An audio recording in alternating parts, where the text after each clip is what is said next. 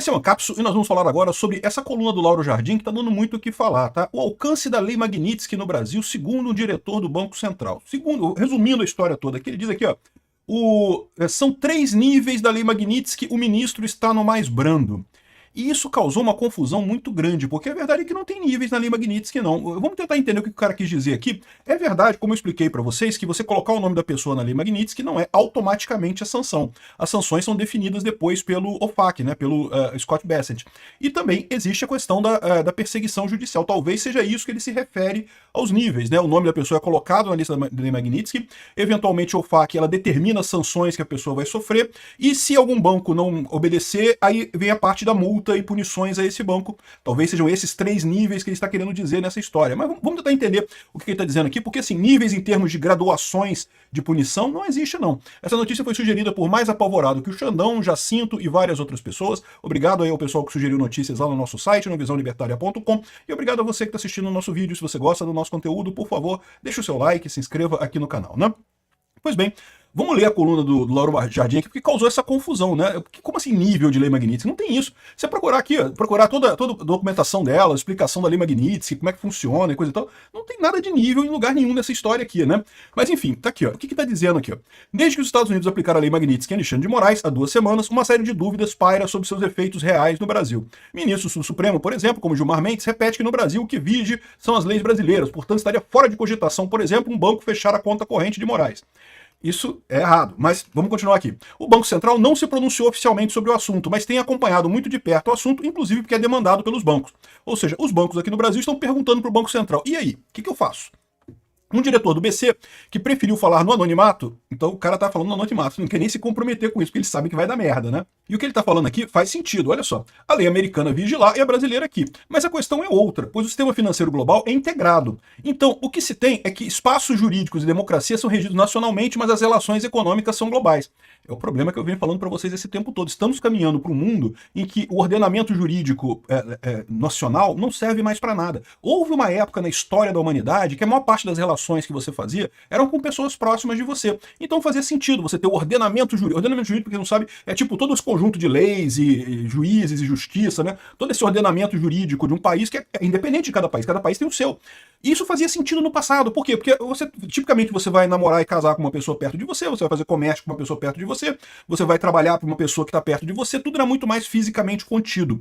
Hoje em dia, com a globalização, meio que isso acabou. Hoje em dia você compra coisa da China, você trabalha para o pessoal nos Estados Unidos, um monte de gente está trabalhando remoto, mora aqui no Brasil e trabalha para empresas americanas, empresas europeias. Você compra coisas da China, você tem relacionamentos com pessoas de outros lugares do mundo. Enfim, essa coisa toda ficou muito mais sutil agora. O esquema de ordenamento jurídico monolítico, né, que é único naquela região ali, simplesmente deixou de fazer sentido, né? Aí você tem 2 saídas para isso daqui. A saída número 1 é o que querem a esquerda, que é um ordenamento jurídico global, ou seja, fazer um grande ordenamento jurídico no mundo inteiro. Eu acho isso impossível, porque, como eu falei para vocês, o barateamento do custo de transação torna essas estruturas hierárquicas muito ineficientes, elas já são absurdamente ineficientes no nível local, imagina no nível global, seria muito mais ineficiente. Então não acho que vai acontecer. A outra saída para isso é o libertarianismo, é a justiça libertária. É você ter tribunais privados que julgam essas causas que... Aliás, isso já acontece em muitas empresas de importação e exportação. O pessoal que faz negócios com muita frequência no exterior, já é tudo com empresas de arbitragem, que são tribunais privados de arbitragem. Muito mais simples de resolver a coisa, muito mais tranquilo, funciona muito bem, muito mais justo, muito mais célere que a justiça estatal. Enfim, então o caminho que eu vejo é esse. O que eu acho que vai acontecer com a justiça é isso. A justiça nacional vai cair cada vez mais em desuso e vai se optar por justiça internacional. Esse caso aqui é um caso clássico. Ou seja, não, beleza, a lei lá nos Estados Unidos é uma, a lei no Brasil é outra. E aí, como é que você faz? Porque no final das contas, o sistema bancário, o sistema financeiro é integrado no mundo inteiro, né? Se hoje já estivesse em vigor a versão mais dura da Lei Magnitsky, porque a que está aí para o ministro não é a mais dura, a escolha que caberia a um banco é o que vale fazer... Aqui já tem uma coisa que ele está falando aqui, a versão mais dura da Lei Magnitsky ou a versão menos dura da Lei Magnitsky. E a verdade é que não tem isso, tá? A Lei Magnitsky é uma só, tá? Mas enfim, ele está dizendo aqui, ó, o que caberia escolher o banco é o que vale mais a pena, manter um ministro do STF como seu cliente ou poder fazer cotação em dólar, operar câmbio e outras operações financeiras. Porque sem essas operações você mata o banco. Então o banco teria que escolher substituir ou manter esse cliente. Ou seja, ou manter o Alexandre de Moraes e morrer como um banco, falir como um banco, ou então tirar o Alexandre de Moraes como seu cliente. Esse é o problema. E aí o Gilmar Mendes vai entrar dizendo que é proibido tirar o Xandão. Essa é a origem do problema. Vai matar os bancos brasileiros tudo, vai acabar com os bancos brasileiros.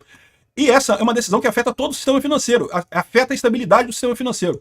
Aí ele fala que a parada que eu comecei o vídeo, né? São 3 níveis da Lei Magnitsky. O ministro está no mais brando. E aí, ou seja, isso aqui levou a muita confusão do pessoal. Ah, então não vai afetar em nada, não vai ter nada, coisa e tal. Não, não, não. Eu não sei o que ele quis dizer com isso, tá?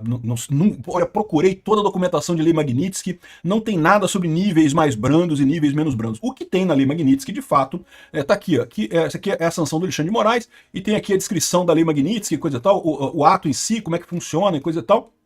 Não tem nada de níveis, né? A questão toda é, quando você é colocado na Lei Magnitsky, em princípio, não muda nada. A partir da sua colocação nessa lista é que começam a ser acrescentadas sanções ao seu nome. O fato de você estar na Lei Magnitsky não implica que todas as sanções previstas na lei vão estar aplicadas a você. Você pode ter uma sanção, pode não ter outra, pode não ter o que lá. Quem define isso é o Scott Bessent lá nos Estados Unidos. Ele agrega sanções aos nomes que estão na Lei Magnitsky, né? Explicando quais são essas sanções. O que pode ser que ele esteja querendo dizer é isso, que olha só, ele está na Magnitsky, mas não teve ainda nenhuma sanção indicada, então ele estaria no primeiro nível, no nível mais brando, que ele só colocou o nome, né?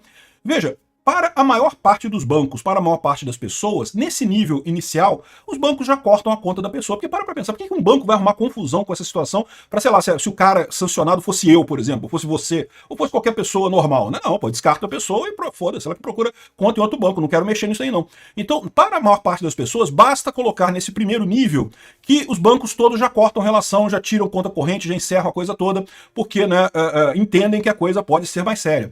Talvez seja isso que ele queira dizer com o primeiro nível, como primeiro nível nessa situação. Agora, o que acontece? O que pode ser que ele queira dizer? De novo, isso não é nível, tá? Isso não está definido na lei. Mas ele pode estar querendo dizer que o segundo passo nessa história é justamente quando o Scott Bessent divulga a lista de sanções específicas daquela pessoa que está na lista. Ou seja, dizer para os bancos, olha só, esse cara não pode ter conta corrente em banco em lugar nenhum do mundo, o banco que tiver negócio com ele vai ser sancionado, vai ter problema, não pode ter isso, não pode ter aquilo, não pode usar cartão de crédito, não pode fazer isso, não pode fazer aquilo. Aí seria, eu estou imaginando, o segundo nível, tá? Isso existe. Se você pegar as pessoas que estão na lista da OFAC ali, algumas, tá só o nome dela lá, não tem nenhuma sanção ainda associada a ela. Então pode ser que seja esse o segundo nível que ele está falando. Porque, veja, não é nível de severidade, né? Todo mundo está no mesmo nível de severidade. A questão é que já foram explicitadas as sanções que devem ser feitas contra aquela pessoa. E um terceiro nível é justamente o nível de perseguição às pessoas que continuam fazendo negócio com essa pessoa. Eu estou imaginando isso, tá? De novo, na Lei Magnitsky não tem nada sobre níveis, não se fala nada sobre níveis. Mas, de fato, assim, você pode ter sanções específicas para cada pessoa, e no caso, pelo menos nesse momento, no Alexandre de Moraes, tá só o nome dele lá sem nenhuma sanção específica designada para ele. Então pode ser isso. Você pode entender os 3 níveis. Talvez tenha sido isso que o cara do Banco Central imaginou. A primeira coisa é estar o nome na lista. Isso já é punição? Já é punição. A maior parte dos bancos já corta o negócio com a pessoa só por isso, porque não vai querer arrumar confusão, né? A segundo nível seria quando o Scott Bessent, quanto o secretário de Tesouro americano, define quais são as sanções específicas daquela pessoa. E aí, a partir desse momento, os bancos que desobedecerem podem ser punidos, né?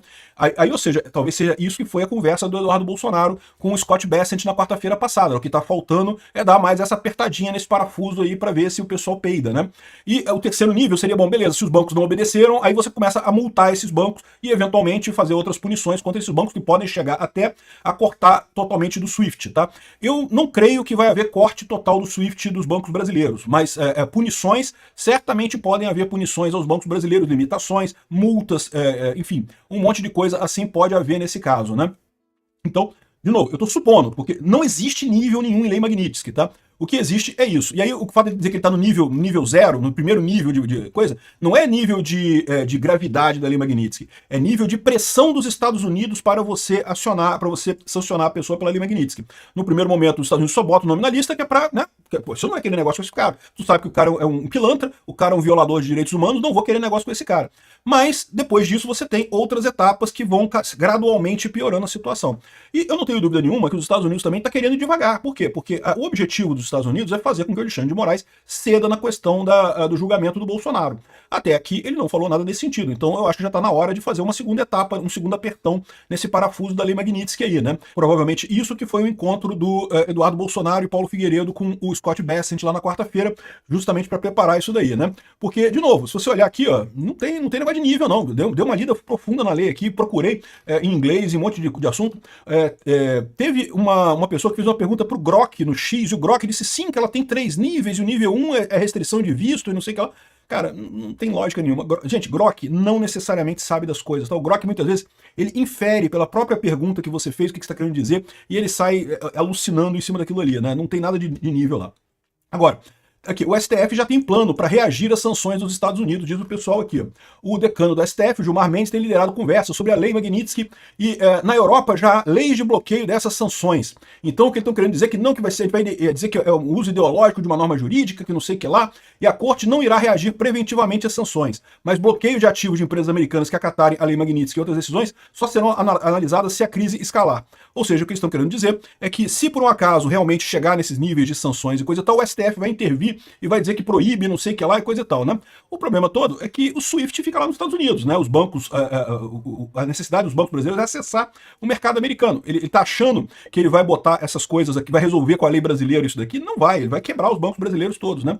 E aí tem um outro problema dessa história. Por que eles estão tão preocupados em dizer que não, que a lei Magnitsky é muito leve, não tem nada não, é tranquilo, não vai acontecer nada? Por que eles estão falando isso? Porque eles estão apavorados com o fato de que os outros ministros não estão querendo mais acompanhar o Alexandre de Moraes.